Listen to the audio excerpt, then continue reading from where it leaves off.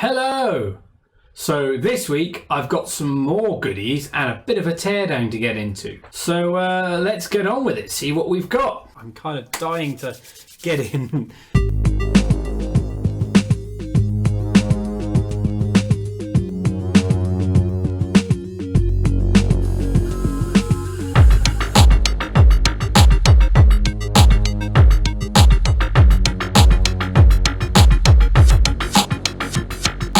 Okay, so let's start with this one.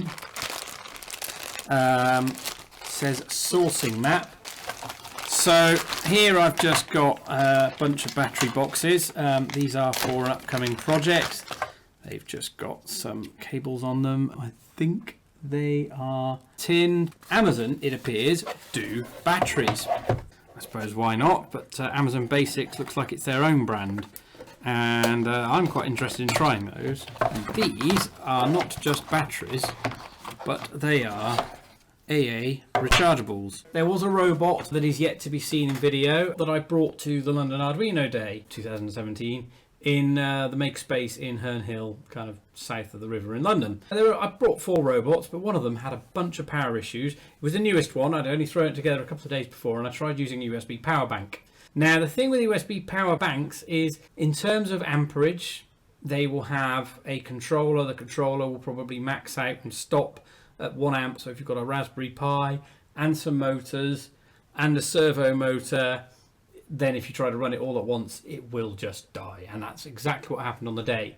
I tried using dual power banks, but actually the motors were still capable of driving 1.5 amps, which is enough to make that shut down. And you'll notice in most of my other robots, I've just gone with AA batteries. Now, a power bank is probably fine for the Pi itself. I could go down the route of 3.7 volt lithium ions and special chargers and controllers and so on, but there is something to be said for the accessibility of just straight AA. So each one of those is 240 milliamp hours.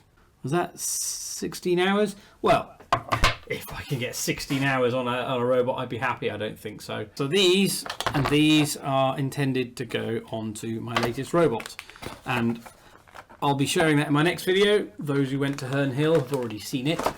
The other thing I've got, and this is kind of more of a thing around the house, but I think we're going to pull this open in a minute, an LED lamp 6-port USB charger. This is actually to go on the bedside, where it's nice to have a lamp. It's nice to have things to charge my phone. I don't actually have enough sockets, so I thought, well, this would be interesting. But I think before we actually have a go at it, I'm going to tear it down. Just in case you're wondering, I'm wearing a Dave Jones EEV blog t-shirt because I rather like it. So yes, don't turn it on, take it apart is his catchphrase, and that's what we'll be doing with this. So let's just have a quick look inside. I'm going to open the other package before we get into tearing this down. Oh, there's no tape, there's just a flap. So what have we got in here? Oops. Big wedge of foam, I suppose, to stop it getting destroyed. And here is the thing. It resembles a mushroom quite a bit, actually. Oh, that's awkward. There we are. Okay. So let's see. So this was sold Amazon UK, and that doesn't really fill me with any confidence at all. That is not. It says AC 250, but yeah, that's not one of those lovely safe fused British plugs. There's a great Tom Scott rant about why those are the safest in the world, and I happen to agree strongly. That's not a good start. Now, it'd be worth getting inside and finding out what the rest of this is like, but I will be replacing that with a fused proper plug if I like what's inside the rest of this. Let's just have a look there. So there are no screws. There is, however, what appears to be something stuck on here, and I'm kind of wondering, because that sheen maybe suggests I might be able to pry at that.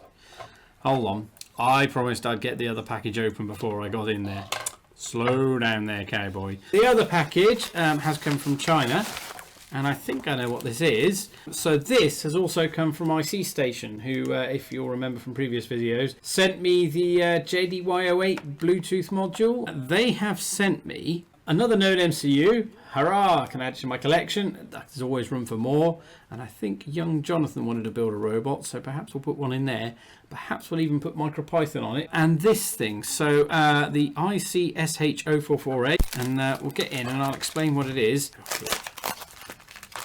This time, instead of choosing for me, IC Station actually said, you choose something you like from our system, we'll choose something to send you as well. This is the thing I chose. Anyone who's seen a Blackberry, this is the little controller. It's kind of a little rolly ball thing. I have to find out blue, red, green, white, up, down, left, right, button, ground, VCC. So there's also a clicky button on it. My thinking is, and it depends on if I can kind of solder it up and get it mounted just right, that I could actually put it on the bottom of the robot and use it for some kind of cheeky odometry. Oh look, they've got their IC Station logo on the back, icstation.com. There's a little bit of residue there, so I might need to go clean that up with something. Maybe that cam jam robot that I threw together, perhaps I could stick this in place of the caster there and have that as the rolly caster on there. Now the other thing, maybe it's not a NodeMCU because that looks a bit bigger than a NodeMCU, so what have we got here? I'm suddenly intrigued. Oh, a NodeMCU base. That's there just to show you where. You've got some kind of inductor or transformer in there. Possibly this is voltage regulation, so there's nothing indicating it, but perhaps this is a 5-volt input. Pins there, I'm assuming this is GVS type connectors. UUSB, VUSB, okay, these are the other voltages, interesting. 6 volts to 24 volts. 4 AA batteries, there's your 6 volts. I could probably stuff that on another robot. Thank you, IC Station. There will be a later video, or later videos, where I build a robot with that, or a gadget with that, and try and adapt that onto a robot. Back to this thing with the plug. Grr. Let's see if I can get under that. That looks like, no, this is not a sticker. This is just a, let's try and keep the shiny shine while we ship. Okay, how do we get the thing open? I can't twist that. That's not going anywhere. I'm hoping if I get under there, anything resembling screws to get in under there. There's still nothing in there that looks screw-like, and that is just plastic, so that's just moulded in there. Oh, it's coming there. Not really wanting terribly to force it, but I really can't see a way into that, and I really don't want to destroy it utterly. This is the only place it's giving. Part of me says give it a good tug and see if it comes apart, and part of me says that might damage it irreparably such that the light will never work again. Aha, we've gotten somewhere, and now, well, part of it's come off in 2 pieces.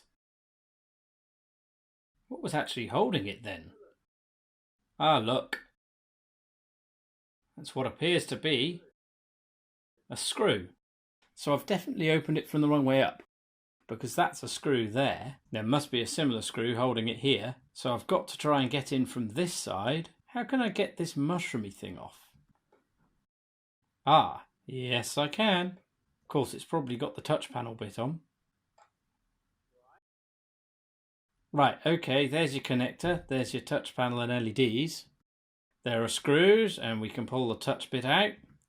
Okay, that was the correct way in. Look at that solder job there. Now, I don't know about you, but I'm not really too impressed by that. I mean, I know they're power connectors, but still, some pride in your work. I've started leaving away at this bit because there are connectors.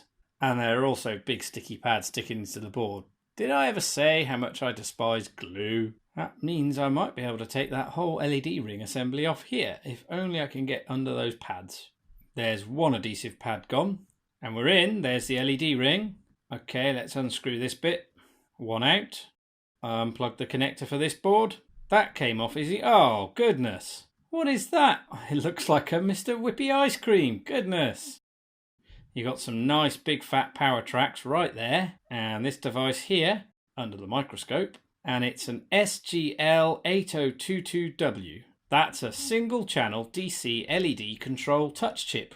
Pretty much what we'd expect to find there, I suppose. Let's have a look at their application note. I think there was a transistor not far from that on that same circuit board. Let's head back to the microscope and see if we're going to find exactly that. So that one saying 2312 looks like the transistor. And this here, 7133, some kind of regulator. And the datasheet says, yes, Holtec semiconductor, 30 milliamp low power LDO, low dropout regulator. There's a whole family here, so there we are, there's 3.3 volt. Okay. So what I was pulling at wasn't what was in there. Looks like what I was pulling at are these bits that look like they've been glued in. So if I'd have carried on pulling across there, fine, I would not done any good for these cables, but I'd have seen them. I think we can still lever that up. Handy storage bowl for screws. Hooray! Screwdriver abuse coming. So now I can see what was in there. I can be a bit more brutal with it. And this is featureless. I was expecting that there, being a screw, would have a screw hole up here, but there's nothing. Well, now I'm confused. Does this pop out this whole module under here, perhaps? See, yes, well that's in there as well. Hello. So big, thick, meaty cables to the USB, and I'm presuming this USB is exactly the same. USB set, yeah. Maybe these chips. I don't know what they are doing. They might be just regulation. Okay.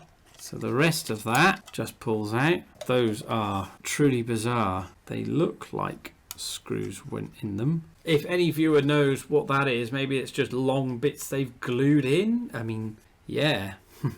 So user servicing utterly discouraged, I suppose, is the right phrase we're looking for.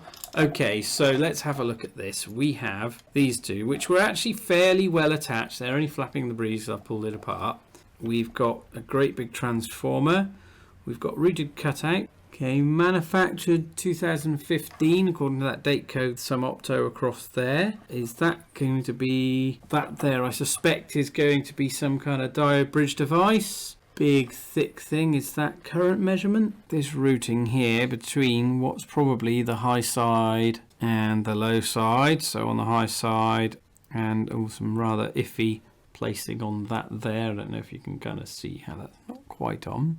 This is glued in probably just for some strain relief. Great big wadded solder tracks. I suppose they've just used the solder to maybe carry some extra current. And actually this part, the power supply part, I feel they've done reasonably well. Although when you then look at the assembly of the whole thing, I suppose that's still low side. The capacitor there is high side. So I mean, if I put this back in the way it was assembled, it's going to be a job now, but you can kind of see how clear are these USB things of the high side voltage is what I'm looking at, because that would give me an indication of that safety factor. That one's almost resting on there, so if you look, it's almost resting on that regulator, is it? Guess it's either a regulator or a FET of some kind. I like that they're bolted to this great big heatsink, and there's a similar one down here as well. That's not going anywhere. Is that Rubicon? I'd say I'm relatively happy with the electronic side, which could be famous last words, all apart from being fitted with this yuck. But I mean, that could be rectified. I suppose I could cut it off there, make sure I get a strain relief plug. I mean, I like molded plugs, they're nice, but not when they're the wrong type for the region. So I guess the next thing is can I put this thing back together in any sane way again? Okay, well, I shall reassemble that and see if I can get it to light later after changing the plug. I hope you found that interesting and educational. And if you've enjoyed that and want to see what I'm going to do with these, please subscribe.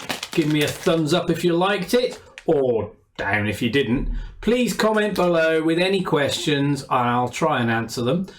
Go make stuff and learn things. Bye!